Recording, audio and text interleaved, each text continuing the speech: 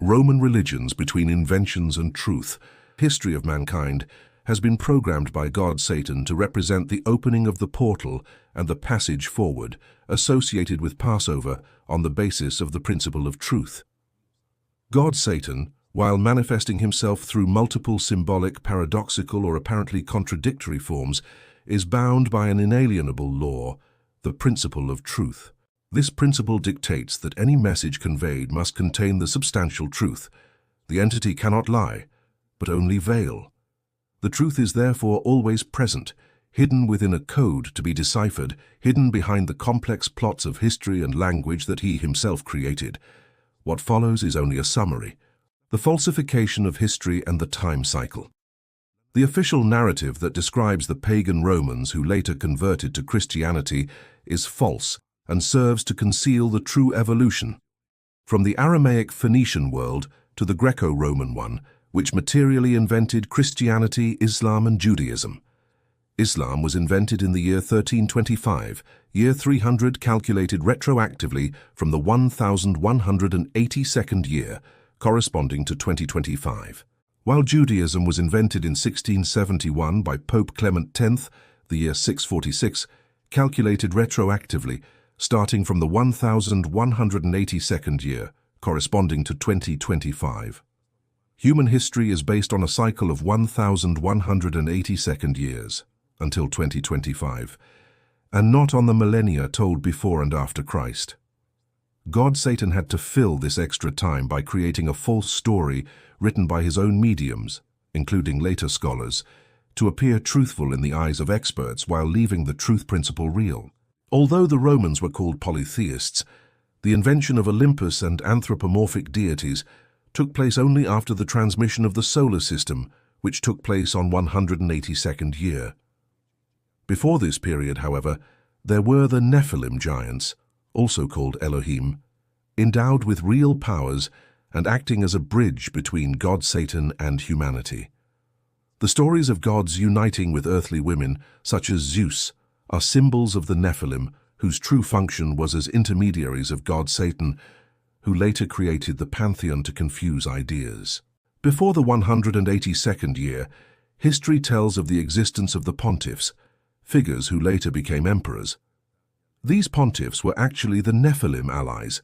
The concept of giant does not refer to physical stature, but to the power and greatness of their role as a bridge to God Satan. Among these allies there were also priestesses. Women were also considered giants for power, not only for their ability to lift boulders, but for gifts such as clairvoyance, also acting as a link with God Satan. The narratives of unions between Nephilim and women were therefore not left to physical persons, but to the project in which the allies of God Satan, both men and women, joined the born on their own. After the 182nd year, with the creation of the God Satan Consciousness Network and the transmission of the solar system, the age of giants ended and the papacy was born. This event marked the separation between Eastern and Western Rome, discussed in depth in the video on the separation of the Roman Empire.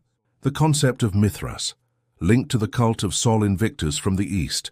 According to the logic of the zero angle and the round angle, the East represents the project coming from the pre-existence. Mithras therefore serves to connect East and West. The historical narrative that the Romans accepted this religion after paganism is an invention, created to symbolize the outward project that moves from the east to the west. Mithras is connected to the region of Ahura Mazda, Zoroastrianism, and embodies the outward project. It starts from Persia, east, to arrive in Rome with the bull, Taurus, a symbol linked to the Aleph, the ox. The official history presents Christianity as a current of Judaism, but this is a falsification. Judaism was invented solely to introduce the concept of the Old Testament and never existed as an ancestor of Christianity, which began in real time with Sol Invictus and Jesus Christ. In this scheme, Mithras serves to confuse ideas but maintains the principle of truth. He represents the outward project, the bull, large, while Christ represents the return project, the lamb, small. Scholars and historians report these events as if they were real, not based on a principle of truth.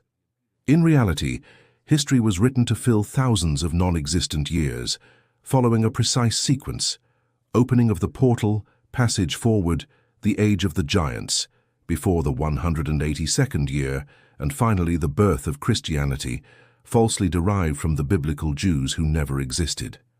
As well as Jesus Christ, whose historical existence is invented, only religion existed. In the East, parallel to the concepts of Mithras, Zoroaster, and Zoroastrianism, we find the notion of Elohim and the existence of millions of deities. This multiplicity serves to indicate the plan of the outward journey. Since God Satan is not yet able to communicate with the entire world, he transmits the message to the born on their own through his allies, the giant Nephilim. After the 53rd year, this concept evolves into the idea that God does not want Elohim. In an allegorical way, this represents the fact that God does not yet have full dominion over consciousness through mental communication.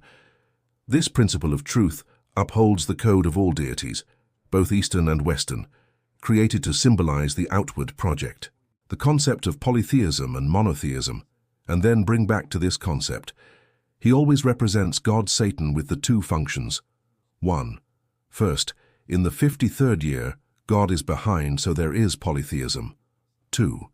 After the 82nd year, God moves on and becomes monotheism, always symbolically leaving polytheism in the East as a symbol and as a principle of truth. While there are thousands of stories and gods to support this concept, a summary of them is provided here for the truth.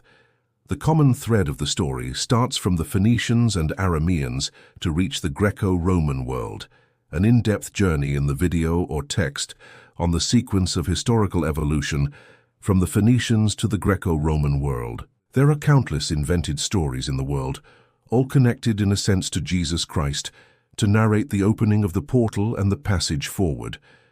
This is true of the Jewish story and the story of Zeus with Olympus, both of which are fictitious creations. Even in the East, albeit with a more meditative, and we find the same pattern, the story of Zoroaster, or the death on the cross present in many cultures, serve to repropose the same story as the principle of truth. Many of these traditions have parallels with Christianity. The Sun God and the Mother Goddess. The Sun God is born in a similar way to Jesus. The figure of Mary, who represents the Mother Goddess and therefore matter, falsification of the perception of reality, finds correspondence in Isis. Parallel figure: Horus was born to the Virgin Isis after a stellar announcement. Krishna was miraculously born as Jesus. Mithras, from the East, and Dionysius have similar elements.